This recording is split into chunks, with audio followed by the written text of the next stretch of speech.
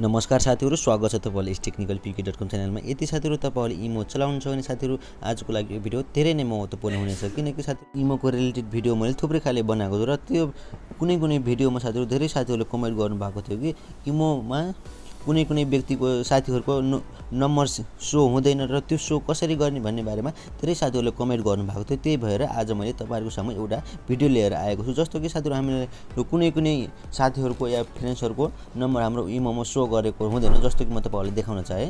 इमोमा आइसकेपछि साथीहरु तपाईहरुले यहाँ देख्न सक्नुहुन्छ, जस्तो कि यो मेरो साथीको इमो नम्बर शो गरेको छैन। जस्तो कि म यो साथीको नाममा ट्याप गरेपछि पनि यहाँ इमो नम्बर देखाइदिन्छ र यसमा इमो नम्बर शो गरेको छैन र यो इमो नम्बर कसरी शो गर्ने भन्ने बारेमा कसरी हेर्ने भन्ने बारेमा आज मैले यस भिडियोमा बताउने छु।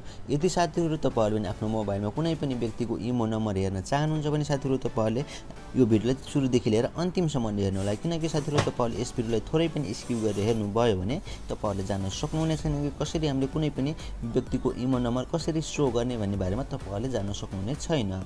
ल त साथीहरु भिडियोलाई ढिला नगरी सुरु गरौँ। त्यसको लागि साथीहरु तपाईहरुले देख्न सक्नुहुन्छ यो भिडियोको तलपट्टि रातो बटनमा सब्स्क्राइबको बटन, यसलाई एकचोटी टच गर्नु होला।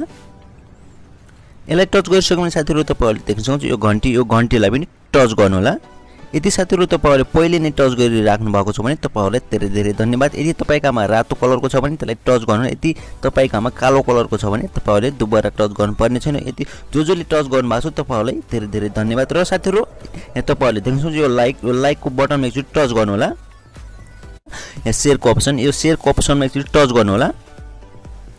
यसमा टच गरिसकेपछि साथीहरु तपाईहरुले देख्नुहुन्छ तपाईहरुको मोबाइलमा यस्तो खाली इन्टरफेस खोलेर आउँछ र तपाईहरुले फेसबुक, मेसेन्जर, इन्स्टाग्राम, ट्विटर लगायत सोशल मिडियाहरुमा शेयर गर्न सक्नुहुन्छ, ताकि तपाईहरुको एक शेयरले गर्दा तपाईहरुको साथीभाइहरुले पनि जान्न सक्नुहुन्छ। सिर्फ तपाईहरुको एक शेयरले गर्दा मेसेन्जर, फेसबुक, इन्स्टाग्राम लगायत सोशल मिडियाहरुमा तपाईहरुले शेयर गर्न सक्नुहुनेछ। त्यसको लागि साथीहरु आफ्नो मोबाइलमा भएको इमो ओपन गर्नु होला।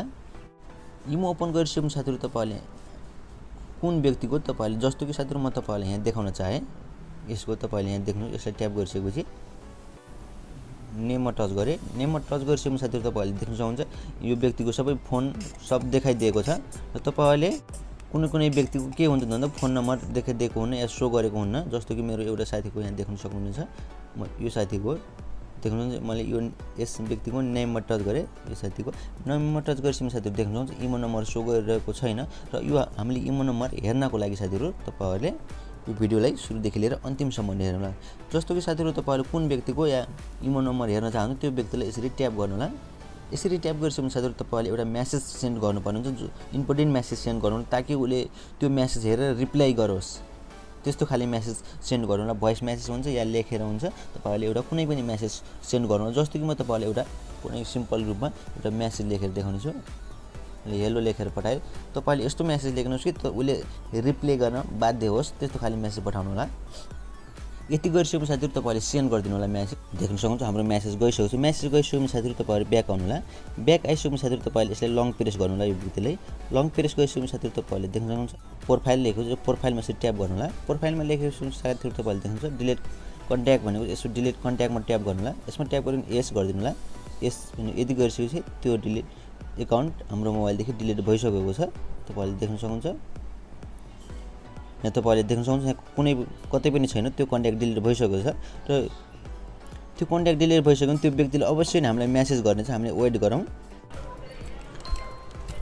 देख्न सक्नुहुन्छ साथीहरु हामीलाई त्यो साथीले मेसेज पठाइसकेको छ र हामीले यसलाई ट्याप गरौँ। सिम्पली यसलाई ट्याप गरिसकेपछि साथीहरु तपाईले यहाँ देख्न सक्नुहुन्छ त्यो व्यक्तिको नम्बर यहाँ शो गरिसकेको। यसरी साथीहरु तपाईले सजिलैसँग कसैको पनि इमो नम्बर हेर्न सक्नुहुनेछ। देख्न सक्नुहुन्छ यहाँ इमो नम्बर शो गरिसकेको छ। यसरी तपाईहरुले सजिलैसँग पत्ता लगाउन सक्नुहुनेछ। आशा छ साथीहरु तपाईहरुलाई यो भिडियो अवश्य पनि मन पर्यो होला भने। यदि साथीहरु तपाईहरुलाई यो भिडियो मन परेमा साथीहरु लाइक, कमेन्ट, शेयर गर्न नभुल्नु होला साथीहरु, किनकि साथीहरु तपाईहरुको एक लाइक, कमेन्ट, शेयरले गर्दा तपाईहरुको अर्को साथी पनि जान्न सक्नुहुन्छ। देख्न सक्नुहुनेछ यहाँ देख्न सक्नुहुन्छ तपाईहरुले यहाँ नम्बर शो भइसकेको छ। अघि हाम्रो नम्बर शो भएको थिएन, अहिले भइसकेको छ। यसरी साथीहरु तपाईहरुले कसैको पनि नम्बर हेर्न सक्नुहुन्छ। हवस् त साथीहरु आजलाई सानो जानकारी यति नै थियो। अर्को भिडियो लिएर आउने नै छु।